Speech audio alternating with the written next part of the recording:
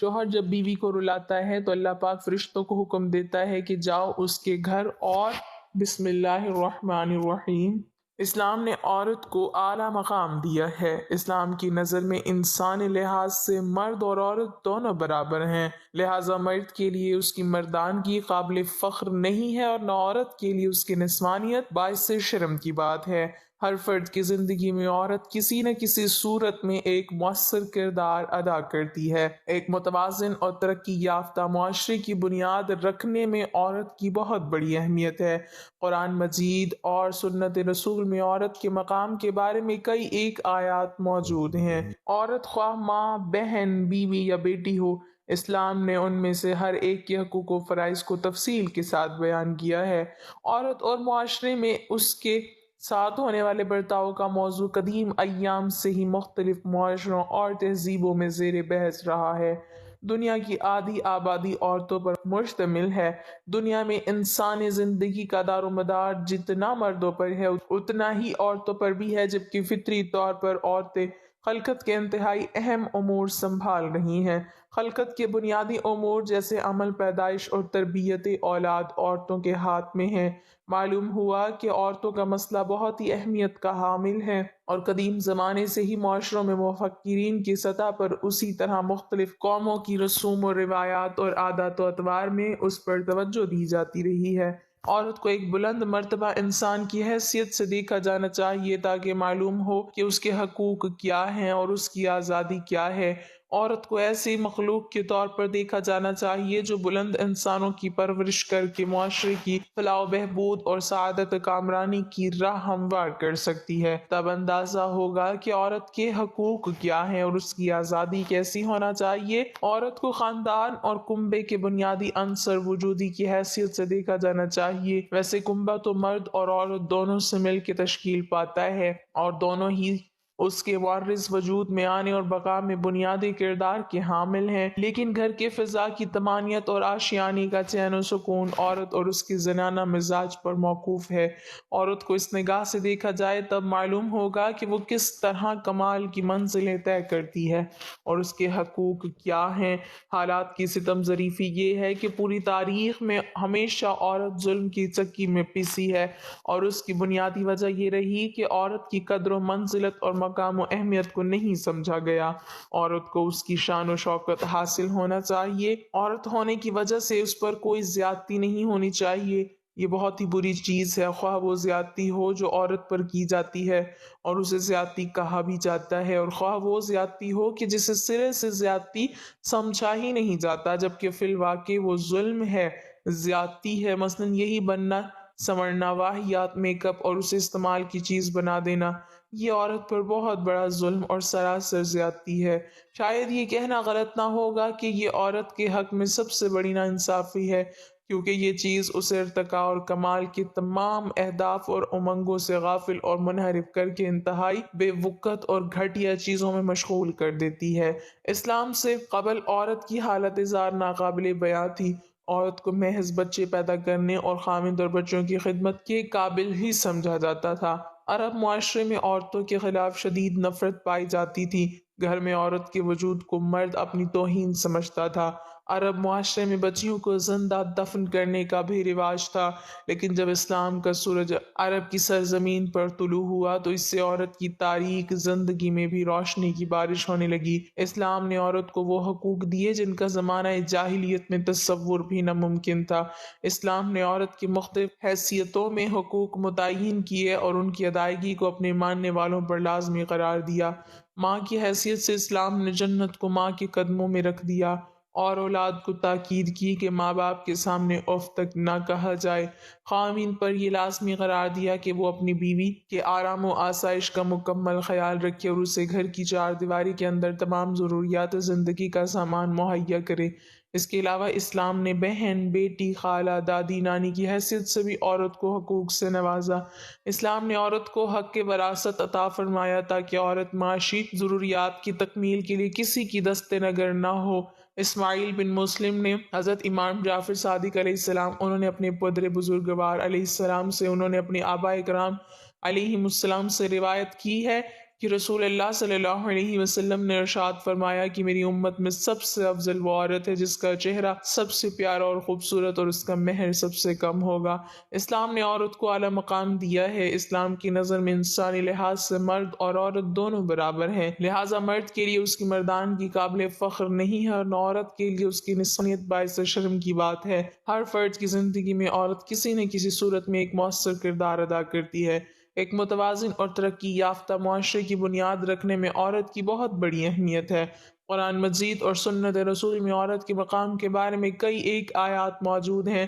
عورت خواہ ماں، بہن، بیوی یا بیٹی ہو، اسلام نے ان میں سے ہر ایک کے حقوق و فرائض کو تفصیل کے ساتھ بیان کیا ہے۔ کسی بھی انسان کے لیے ماں ہی زندگی کا مصدر ہوتی ہے، وہی دنیا میں اس کی آمد اور بقا کا سبب بھی، اسی لیے اس کا شکر ادا کرنا، اس کے ساتھ نیکی سے پیش آنا اور خدمت کرنا عورت کے اہم ترین حقوق میں سے ہے۔ حسن سلوک اور اچھے اخلاق سے پیش آنے کے سلسلے میں ماں کا حق باپ سے زیادہ ہے، کیونکہ بچے کی پیدائش اور تربیت کے سلسلے میں ماں کو زیادہ تکالیف کا سامنا کرنا پڑتا ہے، اور اسلام نے ان تمام تکالیف کو سامنے رکھتے ہوئے ماں کو زیادہ حسن سلوک کا مستحق قرار دیا، جو اسلام کا عورت پر بہت بڑا احسان ہے، خواتین کے لیے بہترین بشارت ہے۔ ایک مرتبہ نبی کریم صلی اللہ علیہ وسلم کی خدمت میں ایک خاتون آئی اور آ کر عرض کرنے لگی، اے اللہ کے نبی صلی اللہ علیہ وسلم، مرد تو نیکیوں میں ہم سے بہت آگے بڑھ گئے۔ پوچھا وہ کیسے؟ کہنے لگی، جی یہ آپ کے ساتھ جہاد میں شریک ہوتے ہیں، ساری رات جاگ کر دشمن کی سرحد پر پہرا دیتے ہیں، اور ہم گھروں کے اندر ان کے بچوں کی پرورش کرتی رہتی ہیں، ان کو پکا کر کھلاتی ہیں، تو ہم جہاد میں اس طرح راتوں کو پہرا بھی نہیں دیتی، اس طرح ہم آ کر قتال بھی نہیں کرتی جس طرح مرد کرتے ہیں، یہ تو نیکیوں میں ہم سے آگے بڑھ گئے، اور یہ مسجدوں میں جا کر جماعت کے ساتھ نمازیں پڑھتے ہیں، ہم گھروں میں ہی پڑھ لیتی ہیں، ہم جماعت کے ثواب سے بھی محروم ہو گئیں۔ جب انہوں نے یہ سوال پوچھا تو اللہ کے پیارے نبی صلی اللہ علیہ وسلم نے فرمایا کہ سوال پوچھنے والی نے بہت اچھا سوال پوچھا۔ رسول اللہ صلی اللہ علیہ وسلم نے فرمایا کہ جو عورت اپنے گھر میں اپنے بچوں کی وجہ سے رات کو جاگتی ہے تو اللہ تعالیٰ اس مجاہد کے برابر اجر عطا فرماتے ہیں جو ساری رات جاگ کر دشمن کی سرحد پر پہرا دیتا ہے۔ گویا گھر کے نرم بستر پر عورت کے بیٹھنے کو اللہ تعالیٰ نے جہاد کا ثواب عطا فرمایا۔ رسول اللہ صلی اللہ علیہ وسلم نے فرمایا کہ جو عورت اپنے گھر میں نماز پڑھ لیتی ہے تو اللہ تعالیٰ اس مرد کے برابر اجر عطا فرماتے ہیں جو مرد مسجد میں جا کر جماعت کے ساتھ تکبیر اولیٰ کے ساتھ نماز پڑھتا ہے۔ تو عورت کے ساتھ اللہ تعالیٰ نے بہت نرمی کا معاملہ فرمایا ہے۔ شریعت کا یہ حکم ہے کہ اگر بیٹی پیدا ہوتی ہے تو اللہ تعالیٰ نے گویا رحمت کا دروازہ کھول دیا، تو باپ کے لیے یہ رحمت بن گئی کہ ان کا باپ جنت میں اللہ کے پیارے نبی کریم صلی اللہ علیہ وسلم کے اتنا قریب ہوگا جیسے ہاتھ کی دو انگلیاں ایک دوسرے کے قریب ہوتی ہیں۔ یہ حدیث پاک کا ایک مفہوم ہے۔ حدیث پاک کا مفہوم ہے کہ جب کوئی عورت کنواری مر جاتی ہے، ابھی شادی نہیں ہوئی ہوتی، فوت ہو گئی، تو یہ جب قیامت کے دن کھڑی کی جائے گی تو اللہ تعالیٰ اس کو شہداء کی قطار میں کھڑا کریں گے، اس لیے کہ یہ کنواری تھی، ماں باپ کے گھر میں رہی، اس نے اپنی عزت و عفت کی حفاظت کی، ابھی اس نے خاوند کا گھر نہیں دیکھا، وہ عیش و آرام نہیں دیکھے جو خاوند کے ساتھ مل کر انسان کو نصیب ہوتے ہیں۔ چونکہ یہ محروم رہی، اس وجہ سے اللہ تعالیٰ نے اس پر مہربانی کر دی کہ یہ اگر کنوارے پن میں فوت ہو جائے گی تو اس کو شہید آخرت کا درجہ دیا جائے گا۔ دنیا میں تو شہید نہیں کہیں گے، مگر قیامت کے دن اللہ تعالیٰ شہیدوں کی قطار میں اس کو کھڑا کر دیں گے۔ جب بچی کی شادی ہو جاتی ہے اور اب اپنے یہ خاوند کی فرما برداری کرتی ہے اور ساتھ ہی اللہ تعالیٰ کی عبادت بھی کرتی ہے، تو فقہا نے مسئلہ لکھا ہے کہ کنواری عورت ایک نماز پڑھے گی تو ایک نماز کا ثواب ملے گا، شادی شدہ ہونے کے بعد نماز پڑھے گی تو 21 نمازوں کا ثواب ملے گا، کیونکہ اب اس پر دو خدمتیں ضروری ہو گئیں، ایک خاوند کی خدمت، دوسری اللہ تعالیٰ کی عبادت، تو دو بوجھ پڑ گئے۔ جب خاوند کی خدمت کرتے ہوئے اللہ کی عبادت کرے گی تو اللہ تعالیٰ اس کے اجر و ثواب کو بڑھا دیتے ہیں۔ نماز ایک پڑھی 21 نمازوں کا ثواب پا گئی۔ اللہ تعالیٰ نے یوں اس کے ساتھ نرمی اور مہربانی فرما دی۔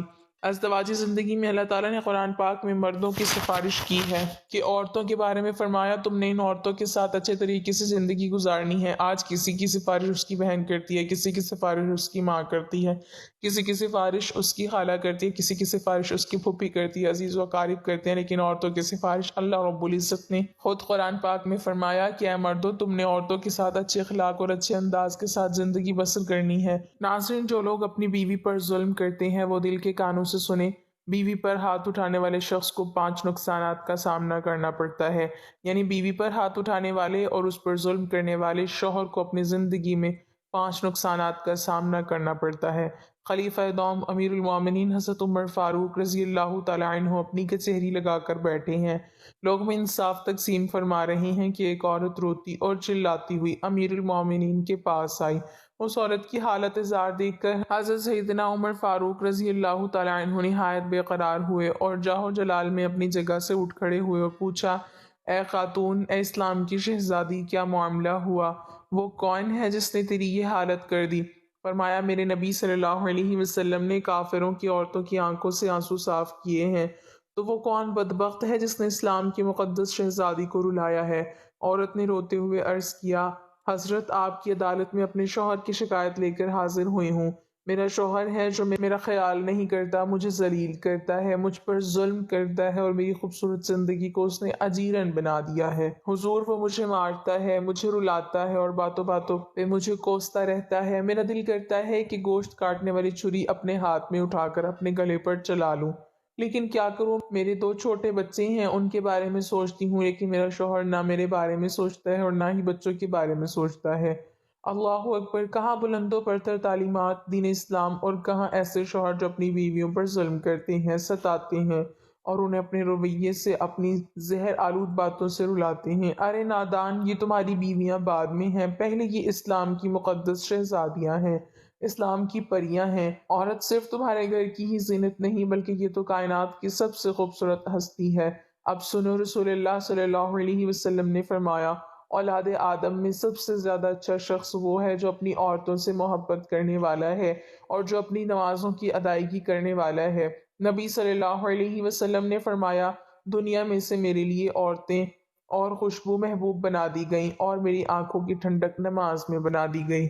صحابی رسول مفسر قرآن حضرت عبداللہ بن عباس رضی اللہ تعالیٰ عنہ فرماتے ہیں کہ میں اپنی بیوی کے لیے ویسا ہی سجتا ہوں جیسے وہ میرے لیے زیب و زینت اختیار کرتی ہے، اس لیے کہ اللہ تعالیٰ فرماتا ہے، اور میں چاہتا ہوں کہ جو بھی میری بیوی کے میرے اوپر حق ہے وہ سب ادا کروں، کیونکہ اللہ تعالیٰ فرماتا ہے قرآن پاک میں، ارشاد باری تعالیٰ ہے، اور عورتوں کے بھی ویسے ہی حقوق ہیں جیسے ان مردوں کے ہیں، اچھائی کے ساتھ۔ ہاں، مردوں کو عورتوں پر ایک درجہ فضیلت حاصل ہے اور اللہ تعالیٰ غالب حکمت والا ہے، یعنی جس طرح بیوی پر شوہر کے حقوق ہیں اسی طرح شوہر پر بھی بیوی کے حقوق ہیں۔ مدرجہ بالا آیت اس بات پر دلالت کرتی ہے کہ مرد کو عورت پر کچھ زیادہ حقوق حاصل ہیں، وہ بھی اس وجہ سے کیونکہ وہ بیوی پر خرچ مسئولیت اور ذمہ داری کے بدلے میں، اور بجائے اس کے کہ شوہر بیوی کو مارے پیٹے اور ایک دوسرے کے لیے تنگی پیدا کریں، بلکہ قرآن تو کہتا ہے کہ اللہ نے میاں بیوی کے درمیان دوستی، محبت اور مہربانی رکھ دی ہے تاکہ وہ دونوں ایک دوسرے سے آرام پائیں۔ ارشاد باری تعالیٰ ہے،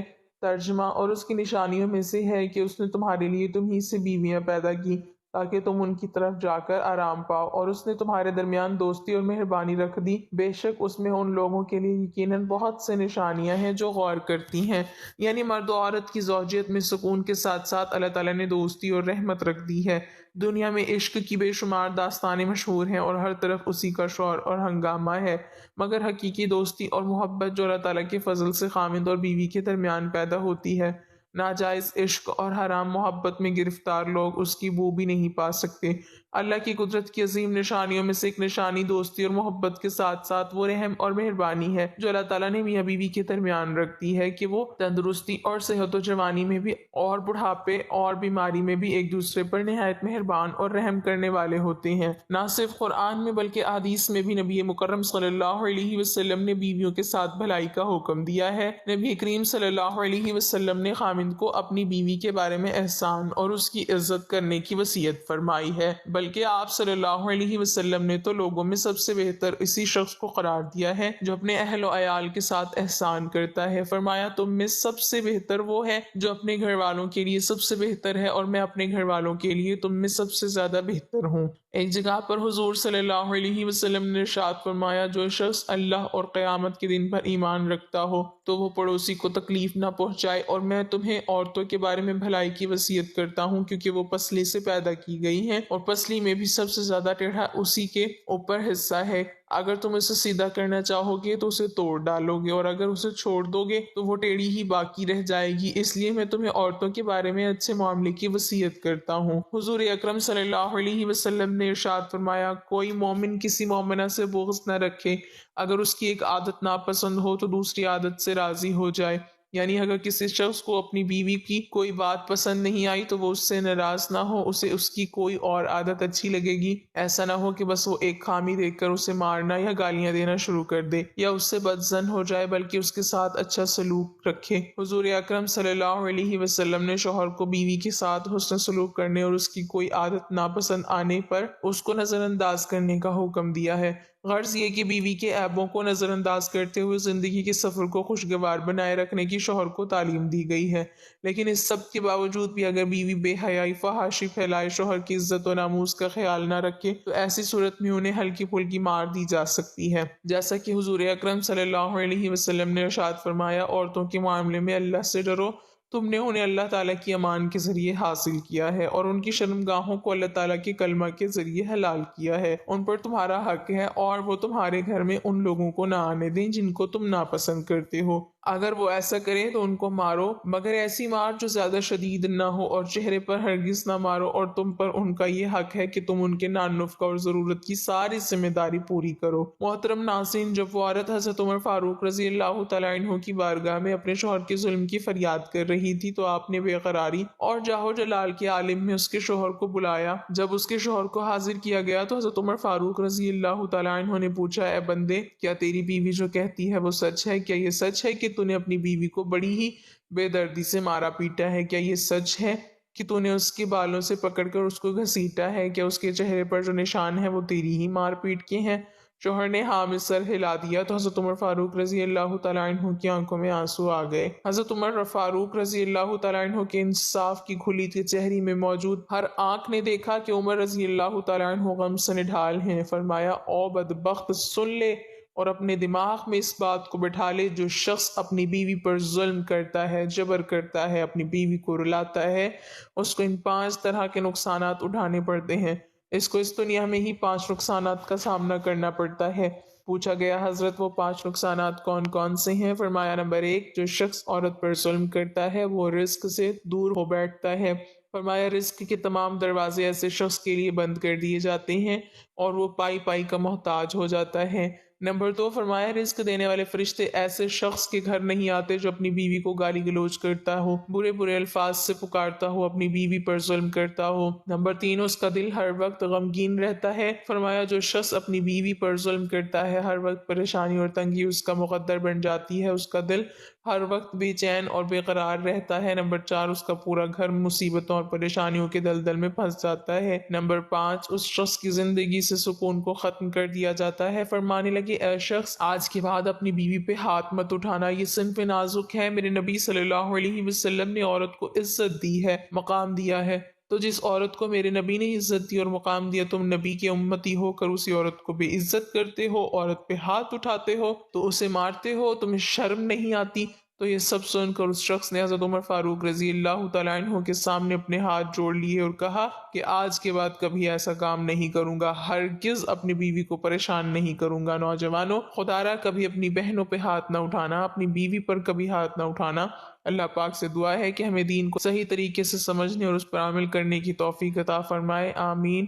ناظرین، کمنٹ باکس میں اللہ تعالیٰ کے 99 ناموں میں سے ایک نام ضرور ٹائپ کریں۔